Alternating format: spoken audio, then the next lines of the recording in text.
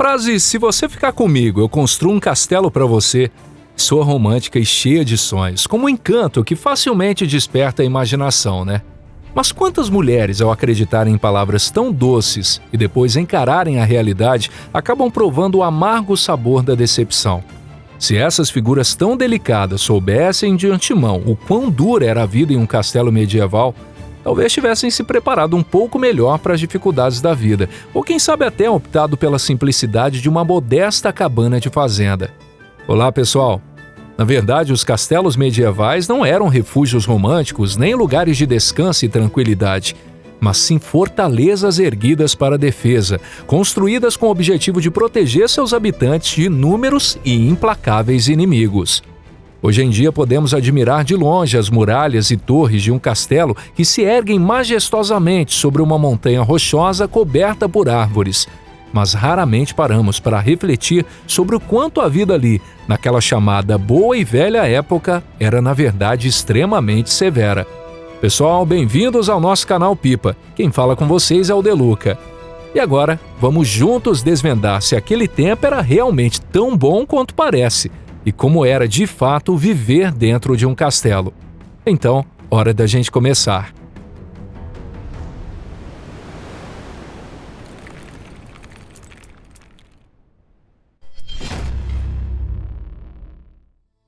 Por que os castelos passaram a ser construídos?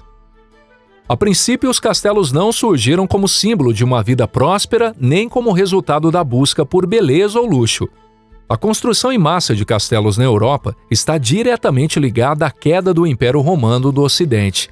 Oficialmente, Roma caiu no ano de 476, mas ainda assim, por algum tempo, as estradas, os exércitos, as cidades e o sistema administrativo continuaram funcionando. Somente após vários séculos, quando o poder centralizado desapareceu por completo, a Europa entrou de fato em uma era de fragmentação feudal. As cidades entraram em decadência, as estradas ficaram abandonadas e os ataques e saques passaram a fazer parte do cotidiano. As antigas muralhas da cidade já não eram suficientes para proteger toda a população. Para defender suas terras e seu povo dos ataques constantes, os senhores locais começaram a organizar tropas particulares e a erguer seus próprios castelos. O castelo era ao mesmo tempo residência, base militar, armazém, tribunal e, acima de tudo, um poderoso símbolo de autoridade. Da Era de Ouro ao declínio. Os primeiros castelos eram construídos em madeira e consistiam em aterros de terra, paliçadas e fossos. Eles eram erguidos em pouco tempo e, em alguns casos, podiam ficar prontos em apenas algumas semanas. No entanto, a madeira pegava fogo com facilidade, apodrecia com o tempo e oferecia pouca resistência durante cercos prolongados. Foi no século XI que a Europa entrou no que se pode chamar de uma verdadeira Era de Pedra, iniciando um período de construção de castelos em estrutura sólida e duradoura. Do século XI ao século XIII, viveu-se aquilo que pode ser considerado a verdadeira Era de Ouro dos castelos. Estima-se que, nesse período, entre 40 e 60 mil castelos tenham sido construídos em toda a Europa. A maioria deles eram pequenas fortalezas defensivas erguidas por senhores locais, com espaço suficiente para abrigar cerca de 20 a 50 pessoas. Castelos de porte médio, capazes de acomodar entre 100 e 200 pessoas, eram muito menos numerosos. Já os grandes castelos de reis e nobres, onde viviam permanentemente entre 300 e 500 pessoas, eram raríssimos. É claro que esses números se referem a tempos de paz. Quando a guerra eclodia ou a invasão de inimigos era iminente, multidões buscavam abrigo dentro das muralhas, e o local se transformava em um ambiente superlotado, quase como um formigueiro humano que podia reunir milhares de pessoas. Essa Era de Ouro dos castelos não durou tanto quanto se imagina, estendendo-se por cerca de 3 séculos. Ao entrar no século XV, os castelos começaram a perder gradualmente sua função como estruturas defensivas realmente eficazes. Quem selou esse destino foi o avanço contínuo da artilharia. Os canhões evoluíram a ponto de destruir com relativa facilidade até mesmo as muralhas mais robustas. Assim, entre os séculos XVI e XVII, os castelos foram deixando de exercer um papel militar e passaram a se transformar em palácios ou centros administrativos, até que no século XVIII, sua função como fortificações defensivas tornou-se completamente obsoleta. A arquitetura moldava a forma de viver. O estilo arquitetônico dos castelos não era de forma alguma pensado para criar um ambiente confortável para se viver. Nós hoje nos encantamos com a vista que se abre ao subir as muralhas de um castelo. Mas a verdade é que eles não foram construídos para apreciar a paisagem, e sim para detectar a aproximação do inimigo o mais cedo possível e resistir a um cerco pelo maior tempo que conseguissem. Para cumprir esse propósito, cada elemento do castelo, das altas muralhas e fossos aos portões reforçados, passando pelo pátio interno e até um poço profundo, era cuidadosamente planejado. A maioria dos castelos tinha formato circular ou quadrado, com a torre de menagem erguendo-se no centro e um conjunto de edifícios ao redor do pátio interno. Essa torre de menagem podia ser considerado um verdadeiro castelo dentro do castelo. Diferentemente das outras torres, ela muitas vezes era posicionada de modo a ficar parcialmente isolada das demais estruturas defensivas. Ali estava o último refúgio daqueles que defendiam o castelo. Mesmo que quase toda a fortaleza fosse tomada pelo inimigo, os soldados entrincheirados na torre principal ainda podiam continuar resistindo. Dentro dela havia depósitos de alimentos, arsenal e até mesmo um poço exclusivo. Ainda assim, os espaços de moradia dentro do castelo estavam longe de ser confortáveis. Paredes grossas de pedra, corredores estreitos, escadas em espiral íngremes e janelas finas em forma de fenda. Nada disso contribuía para elevar o ânimo. O ambiente estava sempre impregnado de umidade e frio, completamente distante de qualquer sensação de aconchego. É claro que essas condições desconfortáveis não eram fruto de escolha dos moradores. O fato de as janelas serem pequenas e em número reduzido se devia exclusivamente a questões de segurança, já que grandes aberturas comprometeriam seriamente a capacidade de defesa. Por isso, mesmo em dias claros e ensolarados, o interior do castelo permanecia sombrio, envolto em uma atmosfera pesada e melancólica. Como o vidro era extremamente caro naquela época, não era raro substituí-lo por tecidos embebidos em óleo, bexigas de boi esticadas ou simplesmente fechar as aberturas com pesadas venezianas de madeira. A iluminação era garantida por velas, tochas e lamparinas a óleo. E até esses recursos eram usados com grande economia, pois tanto a cera quanto o óleo também tinham um custo elevado. O interior do castelo. Naturalmente, aqueles que viviam no castelo, sobretudo o senhor feudal, faziam de tudo para amenizar ao menos um pouco a dureza daquele lugar, que era ao mesmo tempo sua única moradia e seu refúgio em caso de perigo. Um dos maiores problemas da vida no castelo era o frio, e constantemente se buscavam maneiras de aquecer os ambientes internos. Ainda assim, tratava-se de um desafio extremamente difícil, muito longe de ter uma solução completa. Os amplos espaços de pedra do castelo praticamente não conseguiam reter o calor. A principal fonte de aquecimento era a lareira, mas seu calor alcançava apenas uma pequena parte do aposento. As lareiras ficavam em geral no grande salão do castelo. Ali eram realizados banquetes, reuniões para discutir assuntos militares e a administração das terras, apresentação de artistas itinerantes e até cerimônias religiosas, casamentos e funerais. Em outras palavras, naquele salão central, onde se desenrolava grande parte da vida na sociedade medieval, decidiam-se praticamente todos os assuntos importantes. Os quartos não contavam com lareiras, e a lenha também era escassa. Por isso, normalmente não havia qualquer tipo de aquecimento nos aposentos. Para as mulheres da nobreza feudal, pela manhã, a água para higiene era aquecida e colocada em bacias e jarros. Já os homens, suportando a situação com paciência, nos períodos de frio intenso, às vezes precisavam quebrar a fina camada de gelo que se formava na superfície da água antes de poder lavar o rosto ao amanhecer. Mesmo assim, os moradores de posição mais baixa nem sequer tinham quartos próprios. O cozinheiro dormia ao lado dos grandes caldeirões da cozinha. O responsável pelos estábulos permanecia junto aos animais, e cavaleiros, criados, escudeiros e pajens repousavam no chão do salão central ou nos corredores adjacentes. Sobre o piso frio de pedra espalhava-se palha, que era substituída regularmente por uma nova camada. Um elemento de grande importância no interior do castelo era a decoração das paredes. Tapeçarias, tecidos grossos e tapetes eram pendurados ao longo das paredes. Esses adornos não serviam apenas como decoração, mas também ajudavam a conservar um pouco de calor, traziam a sensação mínima de conforto e ainda funcionavam como demonstração do prestígio do senhor do castelo. Quanto mais luxuosas e numerosas fossem as peças decorativas, mais alto era o status do seu proprietário. Mesmo assim, o calor nunca era suficiente. Por isso, até mesmo a família do senhor dormia vestida com várias camadas de roupa e, no inverno, envolta em diversas mantas e peles. As camas do senhor e de sua esposa, assim como de seus familiares mais próximos, muitas vezes possuíam dócil, que ajudava a reter o ar quente, garantir um mínimo de privacidade e proteger contra insetos como os percevejos que se escondiam por toda a parte. Para os demais moradores do castelo, ter um dócil ou mesmo uma cama propriamente dita era um verdadeiro luxo.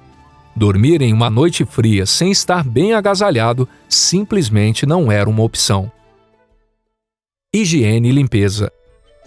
As condições de higiene nos castelos medievais estavam muito longe da imagem que o morador das cidades modernas costuma ter em mente. Ainda assim, se lembrarmos da vida no campo há menos de 100 anos, veremos que ali também as condições sanitárias estavam longe de ser ideais. Até pouco tempo atrás, para os camponeses era absolutamente comum usar um simples sanitário de madeira no canto da horta, basicamente uma cabana com um buraco no chão. Portanto, não há motivo para o espanto ao saber que nos castelos medievais não existia sistema de esgoto e que se utilizava uma latrina simples. Essa latrina era uma estrutura que se projetava para fora da muralha, com uma abertura por onde os dejetos eram lançados diretamente para o exterior. Com sorte, eles caíam no fosso ou em um poço específico para esse fim, mas caso contrário, simplesmente escorriam pela parede do castelo, levados apenas pela força da gravidade. Imagine, sobretudo no verão, que tipo de aroma impregnava no interior do castelo. O banho era algo bastante raro, inclusive entre as pessoas de posição mais elevada.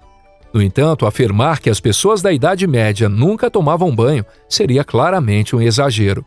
O senhor feudal, sua esposa e seus familiares às vezes se permitiam mergulhar em uma banheira com água aquecida. Mas isso exigia um enorme esforço, pois era necessário aquecer grande quantidade de água e transportá-la até o segundo andar, onde ficavam os aposentos. Em certas ocasiões, a banheira era colocada no centro do grande salão, e o banho acontecia ali mesmo, sem qualquer tipo de divisória. Durante campanhas militares, a situação era ainda mais simples, e o senhor levava consigo em uma carroça sua própria tina de madeira. Ao chamar de tina de madeira, talvez se subestime a imponência daquele banho. Na realidade, essa banheira de madeira era um objeto luxuoso, adornado com ferragens de cobre ou bronze e ricamente entalhado. Já o povo comum e até mesmo os cavaleiros limitavam-se, em geral, a lavar as mãos e o rosto, e como raramente lavavam o corpo inteiro, recorriam a ervas especiais, óleos aromáticos e perfumes para disfarçar a falta de banho frequente. Água e alimentação. Para qualquer castelo, garantir uma fonte estável de abastecimento de água era algo absolutamente essencial. Os cercos podiam se estender por vários meses, e resistir a todo esse período sem água seria simplesmente impossível. Para assegurar o suprimento, cavavam-se poços extremamente profundos, e a água era armazenada em barris, jarros e grandes tonéis. A quantidade e a pureza da água podiam inclusive determinar o desfecho de toda a batalha. Há inúmeros registros na história medieval de castelos onde a falta de água potável levou ao surgimento de epidemias, forçando a guarnição a se render. Da mesma forma, era indispensável manter grandes estoques de alimentos para enfrentar um possível cerco. Mesmo em tempos de paz, preparar refeições para dezenas ou às vezes para mais de uma centena de pessoas não era uma tarefa simples. Para evitar incêndios, as cozinhas, equipadas com fornos e enormes caldeirões, eram instaladas em áreas separadas dos demais edifícios. Os cozinheiros se revezavam e dormiam ao lado dos caldeirões. A alimentação do povo comum era bastante simples, baseada principalmente em pão, mingau e sopas. Já os nobres do castelo desfrutavam de refeições muito mais abundantes. Carne bovina, suína, ovina, frango e também carne de caça figuravam com frequência à mesa. O calendário da igreja incluía numerosos dias de jejum, e nessas ocasiões o peixe era servido em lugar da carne. Ainda assim, vale lembrar que nem mesmo o senhor do castelo consumia carne ou peixe todos os dias. A vida dos nobres, dos criados e da guarnição. As pessoas que viviam no castelo formavam uma comunidade única e inseparável, profundamente interligada dentro de um espaço limitado. Ainda assim, cada camada da sociedade dentro do castelo possuía características próprias e modos de vida bastante distintos. O senhor feudal e os nobres eram responsáveis por traçar estratégias militares e comandar a administração do castelo. Grande parte do tempo era dedicada a reuniões realizadas nas longas mesas do grande salão, à gestão das terras e ao recebimento e despedida de visitantes. Mas além das tarefas administrativas do dia a dia, também haviam diversas formas de entretenimento. Elas podiam ser divididas, de modo geral, entre eventos culturais realizados dentro do castelo e atividades como a caça, praticadas fora dele. Deixando a caça para outra ocasião, as atividades culturais desempenhavam um papel extremamente importante na vida dentro do castelo. Quase todos os moradores do castelo participavam dos banquetes. Enquanto o vinho e outras bebidas eram servidos em abundância, menestréis, bobos da corte e companhias teatrais itinerantes se apresentavam durante as festividades. Junto aos banquetes ou até mesmo no próprio decorrer deles, celebravam-se importantes eventos civis e religiosos, além de se receber convidados ilustres. Para parte da elite, além dos banquetes, havia ainda outras formas de lazer, como canto, execução de instrumentos musicais, jogos de tabuleiro e até a leitura em voz alta de narrativas medievais. Para os criados, porém, esse tipo de diversão da nobreza estava completamente fora de alcance. Na verdade, eles sequer tinham tempo para se entreter. O dia dos servos era longo e fisicamente extenuante. Preparar as refeições, cortar lenha, buscar água, lavar roupas, cuidar das necessidades pessoais dos nobres, tratar dos animais e das aves, além de administrar os cavalos, tudo isso recaía sobre os ombros dos criados. No inverno, o trabalho tornava-se especialmente severo. A guarnição também tinha inúmeras responsabilidades, mesmo em tempos de paz. Cavaleiros e soldados se revezavam dia e noite na vigilância das torres, das muralhas e dos portões, monitorando os arredores e garantindo a segurança e a defesa das terras. Treinamentos constantes de esgrima, tiro com arco e equitação faziam parte da rotina. Em termos atuais, era como um verdadeiro sistema de formação de soldados profissionais. Por isso, meninos fortes e promissores eram escolhidos por volta dos 7 anos de idade, e até os 14 serviam como pajens sob a tutela de um cavaleiro. Ao completar 14 anos, os mais talentosos tornavam-se escudeiros e passavam a aprender gradualmente as habilidades de combate exigidas naquela época. O momento mais decisivo na vida de um escudeiro era a cerimônia de sua sagração como cavaleiro. Antes da cerimônia, o jovem dedicava-se à oração, ao jejum e à confissão, purificando corpo e espírito. Durante o ritual, vestido com trajes simbólicos, o escudeiro ajoelhava-se enquanto um cavaleiro tocava levemente seu ombro com a espada, concedendo-lhe oficialmente o título de cavaleiro.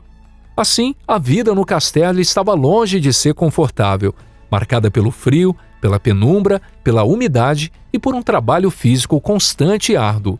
Havia sempre o risco de ataques inimigos, o que exigia permanente vigilância e preparação para a defesa. Ainda assim, por mais duras que fossem as condições, isso não muda o fato de que por pelo menos 5 séculos o castelo permaneceu como símbolo de poder, segurança e status social. Talvez as alternativas disponíveis naquela época fossem ainda piores. E você, o que você acha? Se você gostou desse conteúdo, não deixe de clicar em curtir e compartilhar com seus amigos. Muito obrigado por assistir até o final. E a gente se vê no próximo conteúdo aqui no canal Pipa. Um forte abraço e até lá. Tchau, tchau.